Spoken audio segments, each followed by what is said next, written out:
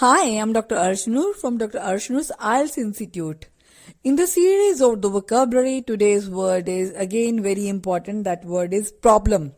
Usually this word is used in the problem solution topic. So IELTS aspirant must memorize these words to enhance your vocabulary and to make your writing and speaking impactful.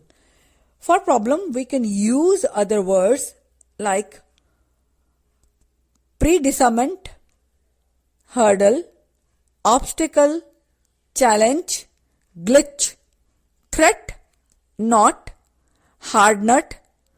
Usually we use this hard nut to crack,